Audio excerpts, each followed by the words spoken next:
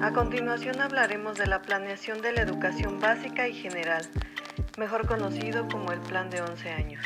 Por iniciativa de Torres Bodet, desde el 30 de diciembre de 1958, por decreto presidencial, se creó una comisión especial para la preparación de un plan para enfrentar la problemática de la educación básica del país. Casi 40 años después de su aprobación, el Plan Nacional para el Mejoramiento y la Expansión de la Educación Primaria, mejor conocido como el Plan de 11 años, utilizado para su elaboración, sigue siendo notable tanto en lo técnico como en lo político. En lo segundo, aún hoy la planeación del gobierno federal se hace por sexenio, con escasa continuidad de un periodo presidencial al siguiente. El hecho de que un plan contemplara 11 años para enfrentar los problemas educativos adecuadamente no deja de ser insólito. Técnicamente, el plan de 11 años se limitó al nivel de primaria, pero en eso fue muy complejo, con 6 grandes partes. La primera, bases generales. Es un diagnóstico cuantitativo que tiene 2 apartados. El primero contiene estimaciones bastante precisas de la demanda de primaria, partiendo de proyecciones del censo de 1950. El plan es innovador al utilizar en México criterios estadísticos sofisticados, desarrollados por la ONU desde 1952.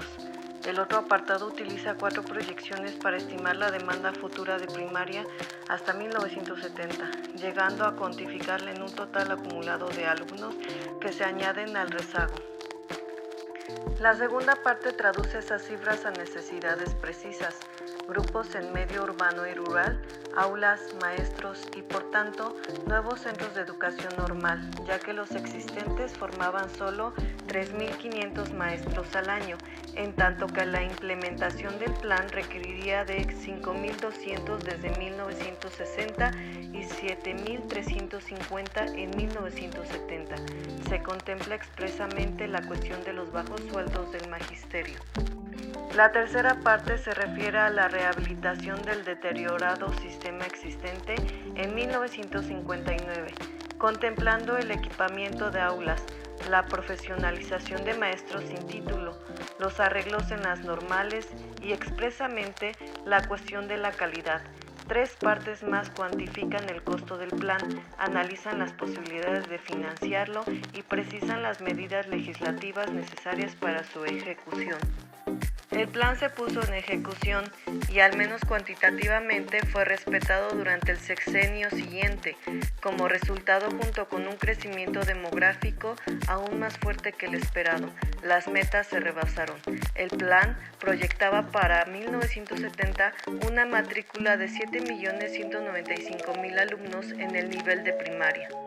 Con innovaciones sencillas pero de gran impacto como la introducción del doble turno en las escuelas, con un enorme esfuerzo de construcción de nuevos edificios escolares y formación de maestros, y con apoyos tan importantes como los libros de texto gratuitos, cuya publicación han representado año tras año durante los últimos 35 cerca del 50% del total de las producciones editoriales del país.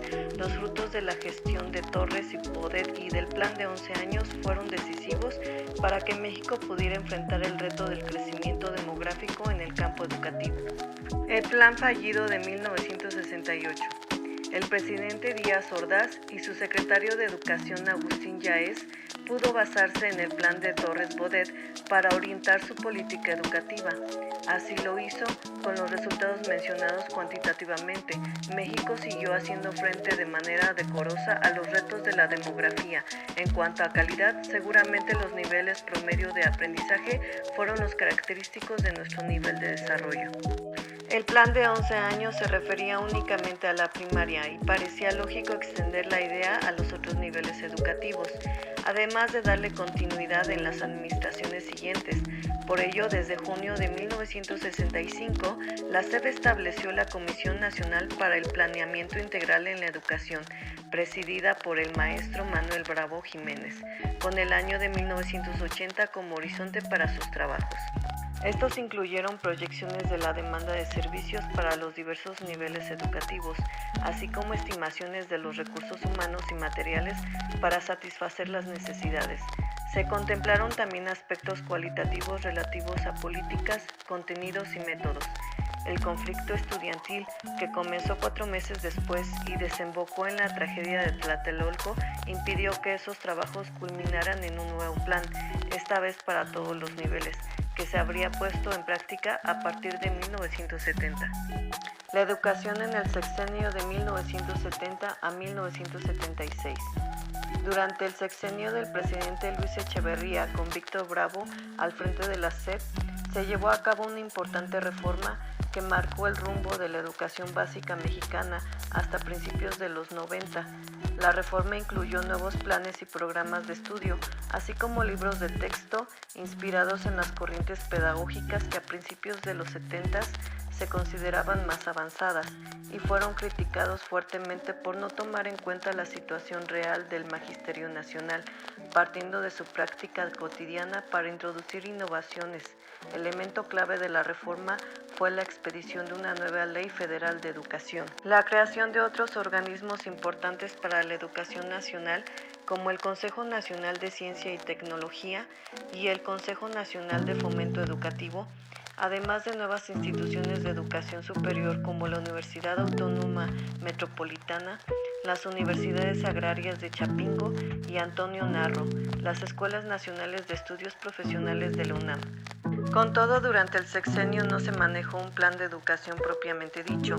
El presidente López Portillo encomendó en enero de 1977 la preparación de un nuevo Plan Nacional de Educación a su recién nombrado secretario de Educación, Porfirio Muñoz Ledo, bajo su dirección y según una tendencia institucionalizada posteriormente, la SEP coordinó una compleja consulta que involucró teóricamente a muchos maestros, directores, supervisores, funcionarios y personas interesadas en la educación, dando el trabajo de planeación una cariz netamente política.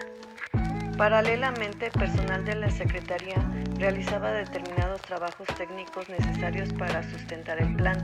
El resultado fueron 7 volúmenes con un amplio diagnóstico del sistema educativo de 1977 y un conjunto de programas relativos a educación básica, formación de maestros, zonas deprimidas y grupos marginados. Muñoz Ledo afirmaba que el suyo era el primer plan integral de la educación mexicana, teniendo en cuenta que el de 11 años solo cubría la primaria y que el de Agustín Yáñez no alcanzó a nacer. Podría dársele la razón, sin embargo, tampoco este nuevo intento logró cuajar. Al presentar el documento al presidente a fines de 1977, sus autores anunciaban que en 6 meses más entregarían las metas cuantitativas de los programas. Sin ellas, en realidad el plan no era todavía tal, ya que los números objetivos particulares de sus programas no se jerarquizaban ni cuantificaban. Pocos días después, sorpresivamente, Muñoz Ledo fue sustituido en el puesto de titular de la SEP por Fernando Solana. El plan nacional recién anunciado fue olvidado sin explicaciones. En su lugar, con un enfoque menos político y con más consistencia técnica, Solana adoptó un conjunto de programas y metas del sector educativo 1979-1982, que son evidentemente un plan nacional de educación muy sólido. A partir de 5 grandes objetivos se organizan 52 programas, 11 de los cuales se definen como prioritarios. Todos incluyen metas cuantitativas precisas, calendarizadas hasta 1982. En abril de 1979, aún permanecen sin escuela primaria 1.2 millones de niños. A fin de cumplir con el compromiso, se deberán reforzar las acciones para implantar los 6 grados en escuelas incompletas, crear albergues escolares para comunidades dispersas, establecer cursos comunitarios en comunidades alejadas y con 8 o más niños, compensar económicamente a maestros rurales, transportar a niños de sus hogares a las escuelas y dar flexibilidad al calendario escolar. Se usará un modelo que tomará en cuenta edad y conocimientos de los jóvenes que no han asistido a la escuela o la han abandonado, para que puedan completar la primaria en menor tiempo que en la escuela regular. Ese conjunto de programas se llevó a la práctica a lo largo del sexenio. Los resultados mostraron la bondad de un enfoque de planeación sólido e imaginativo. Fue en 1982 cuando se alcanzó por fin el viejo anhelo de que todos los niños mexicanos pudieran tener acceso al primer grado de la primaria. Esto fue posible porque se abandonó el esquema rígido de escolarización mediante planteles convencionales, siendo reemplazado por la variedad de estrategias, albergues escolares, transporte e instructores comunitarios. Solo así pudo abatirse la demanda marginal no atendida en varias décadas.